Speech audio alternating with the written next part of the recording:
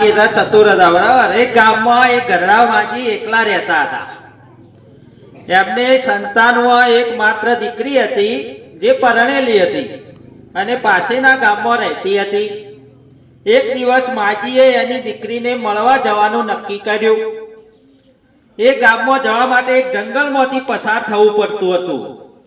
માજી જંગલમાંથી જઈ રહ્યા હતા ત્યારે એક સિંહ આવ્યો અને માજીને કહેવા લાગ્યો કે ઘણો જ ભૂખ્યો છે એટલે તેને ખાઈ જશે. માજી ઘણા ચતુર હતા. તેમણે સિંહને મૂર્ખ બનાવવાનો રસ્તો વિચાર્યો. માજીએ સિંહને કહ્યું, હું તો ઘણી ગરડી છું, ઘણી દુબળી પાતળી છું, તું મને ખાઈશ તો તને શું મળશે? પહેલા મને મારી દીકરીને ઘેર જવા દે, સારું સારું ખાવા દે, તાજી તંદુરસ્ત ખાવા દે, પછી મને ખાજે. સિંહે વિચાર્યું કે માજીની વાત સાચી છે. આવા દુબળા પાતળા માજીને અત્યારે ખાશે તો એને કશું નહીં મળે, માત્ર હાડકો જ ખાવા મળશે. એના બદલે માજી દીકરીને ઘરે જઈ આવે પછી ખાય તો એને થોડા લોહી માંસ પણ મળશે.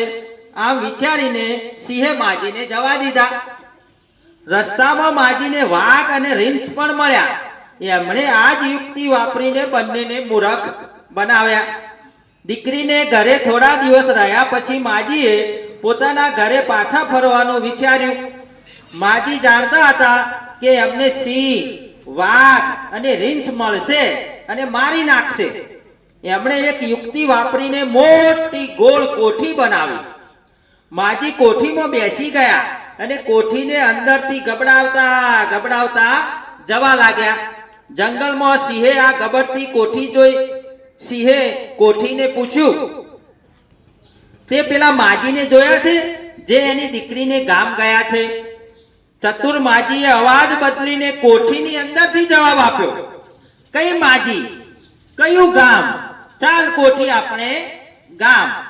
આમ કહીને એમણે કોઠીને અંદરથી ધક્કો મારીને ગબડાવવા માંડી. સિંહ આવી પોતાની મેળે જ ગબડતી કોઠી જોઈને ગભરાઈ ગયો અને રસ્તામાંથી ખસી ગયો. આવી જ રીતે વાઘ અને રીંછ પણ ગભરાઈને ભાગી ગયા. ચતુર માજી સહી સલામત પોતાને ઘરે પહોંચી ગયા. બરાબર.